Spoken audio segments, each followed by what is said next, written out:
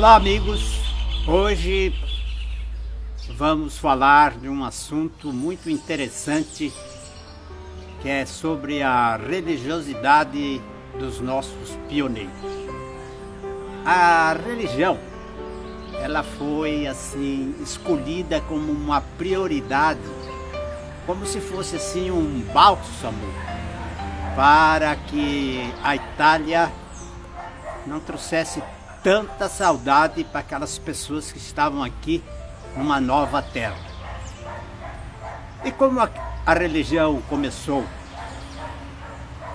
nesse nosso patrimônio? E diz a história que na primeira leva que chegaram os nossos oriundes, os nossos pioneiros, veio junto um senhor já de certa idade e veio sozinho, não tinha família nenhuma. O nome dele era Giuseppe Brindisi e na Itália ele tinha frequentado o seminário, então ele tinha conhecimentos de ofícios religiosos. O seu Giuseppe, quando ele foi construir a sua casinha num sítio próximo aqui da cidade, ele já reservou um pequeno quarto para que fosse realizada o que eles chamavam de rezas. O que era uma reza?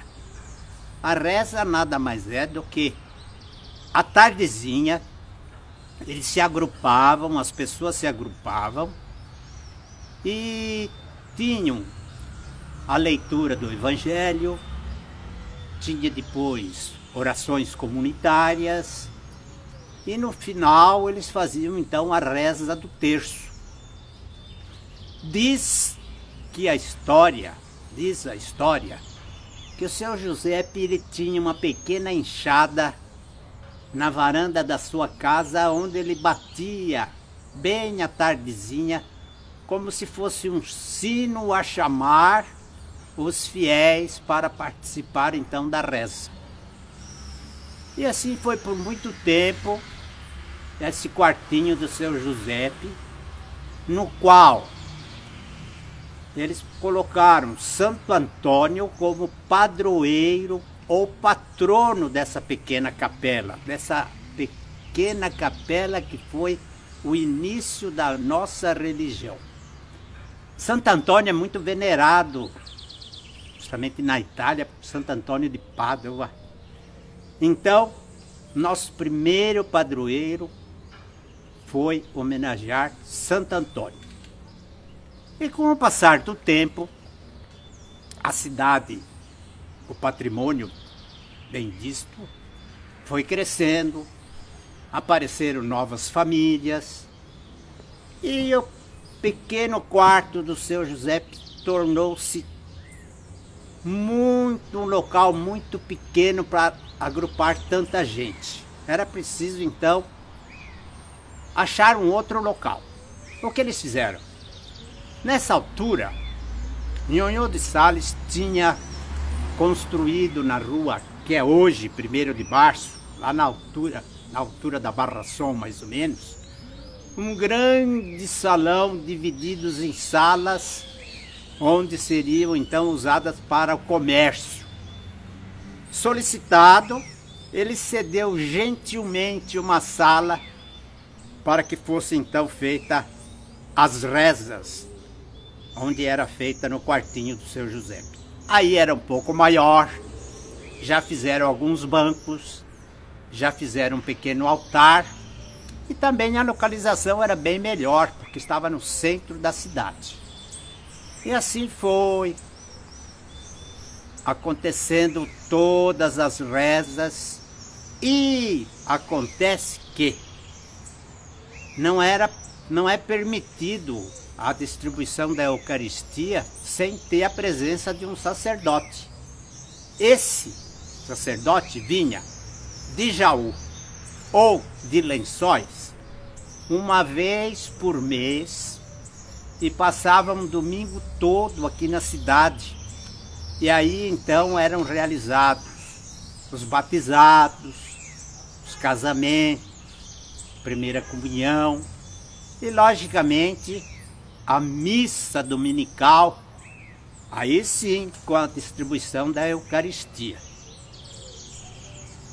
Acontece que um dia um senhor levantou, pedindo a palavra, solicitou para que todos prestassem atenção, que ele ia sugerir que aquela capela da rua 1º de Março passaria a ser com o nome do padroeiro de São José, em homenagem ao nome do Nhonhô de Sales, que era José de Sales Leme. Ele foi prontamente, nos atendeu prontamente, e nós temos que prestar então essa homenagem a José de Sales Leme, dando o padroeiro dessa capela, o Santo São José. E assim passaram do Santo Antônio para São José. Tanto é que a partir desta data, a nossa cidade passou a ser conhecida por São José da Barra Bonita. Naquela época, era costume dar o nome nas cidades com o santo padroeiro. Por exemplo, aqui, São José da Barra Bonita, aí do lado tinha São Manuel do Paraíso, tinha Aparecida de São Manuel, tinha São João da Bocaina, tinha São Carlos do Pinhais, São José do Rio Preto, Santa Cruz do Rio Pardo e assim tantas outras. Por muito e muito tempo a nossa cidade foi conhecida por São José de Barra Bonita. Aliás, um nome muito significativo. Aí nós vamos ter a presença de uma senhora, a esposa do Nhonhô de Sales, a dona Winifreda, uma senhora de uma cultura muito elevada, ajudou muito o desenvolvimento desta cidade e, como sendo uma pessoa muito católica, muito religiosa, ela solicitou do marido que doasse um pedaço de terra para a construção de uma capela definitiva para a igreja. Nhonhô então doou esse pedaço que nós estamos aqui, essa quadra, onde agora foi construída a igreja matriz, a Praça São José, depois foi construído também a casa paroquial e o salão paroquial.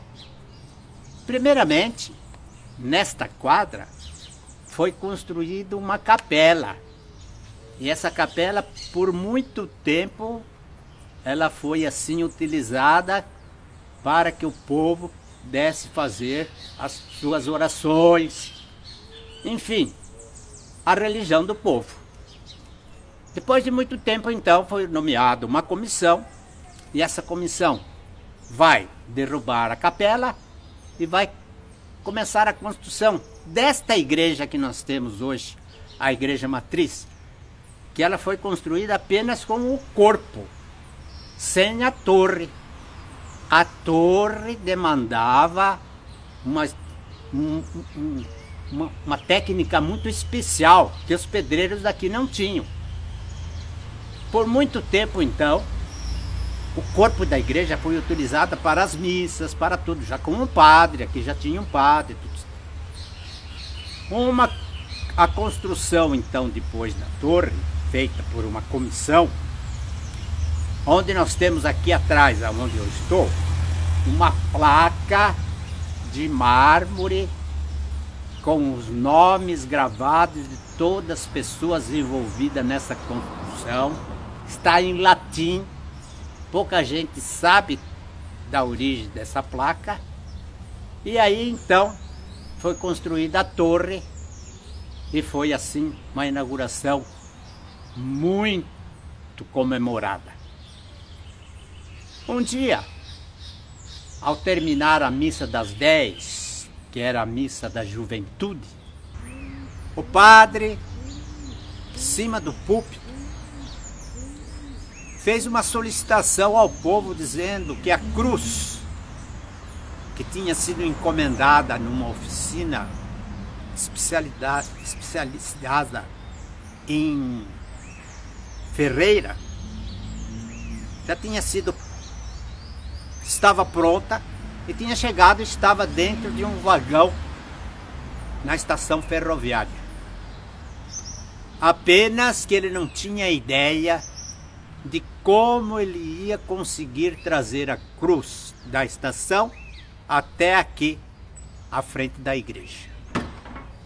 Sem solicitação, sem combinar, sem fazer nada, um grupo de jovens levantaram, dirigiram até a estação ferroviária, colocaram a cruz nos ombros e trouxeram a cruz até a porta da igreja. A primeira etapa nós tínhamos vencido. Era preciso colocar essa cruz de um peso enorme lá no alto, lá no topo da torre da igreja, num lugar previamente estabelecido.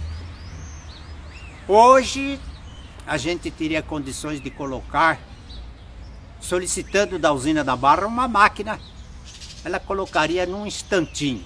Naquela época, uma coisa muito difícil. Aí aparece então a figura de um jovem barra-bonitense, de uma família tradicional. Ele trabalhava na oficina de ferreiro do pai dele. E ele então, com um ato de coragem, ele falou que ele teria condições de subir junto com a cruz até no alto para colocar a cruz no lugar próprio. E assim foi feito.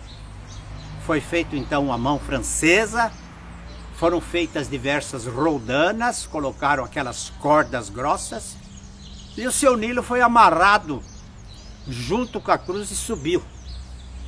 E lá de cima ele colocou a cruz no lugar. O povo que estava aqui embaixo aplaudiu.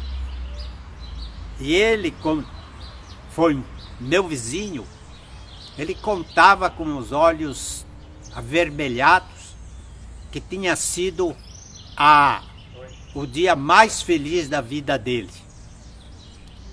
Foi um ato de coragem, foi um ato que deixou assim marcado a história da nossa religiosidade. Voltaremos com outro assunto.